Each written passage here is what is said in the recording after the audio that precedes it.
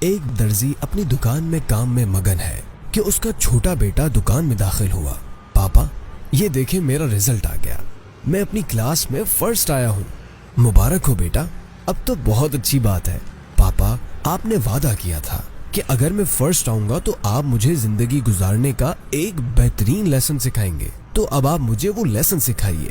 جی بیٹا مجھے یاد ہے، میں ذرا کام سے فارغ ہو جاؤں پھر آپ کو عرض کرتا ہوں، ذرا یہ کینچی اٹھا کے دیجیے گا۔ بیٹے نے باپ کو کینچی دی تو بوڑھے درزی نے کینچی کے ساتھ ایک بڑے کپڑے کو چھوٹے چھوٹے ٹکڑوں میں کاٹنا شروع کر دیا۔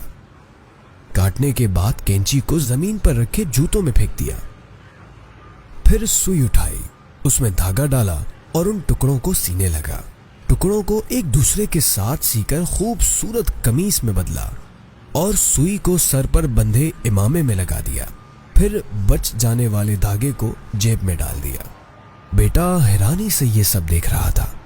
پاپا آج تو آپ نے بڑے ہی عجیب کام کرے، اتنی مہنگی سی کینچی کو آپ نے چپلوں میں پھینک دیا اور اتنی سستی سی سوئی کو آپ نے امامے پہ لگا لیا۔ بیٹا میرے پاس وہ بڑا کپڑا ایک خاندان کی طرح تھا جس کو کینچی نے چھوٹے چھوٹے ٹکڑے بنا دیا۔ تو کینچی اس شخص کی مثال ہے جو آپس میں مضبوط رشتوں میں دراڑیں ڈال کر انہیں الگ کرنے پر مجبور کر دیتا ہے، اور سوئی کی مثال اس شخص کی ہے جو رشتوں کو دوبارہ ایک دوسرے کے ساتھ جوڑتا ہے، اور دھاگا اس کی مثال ایک مددگار کی طرح ہے، جب تک یہ سوئی میں نہ ہوگا یہ اسے سی ہی نہ سکے گی۔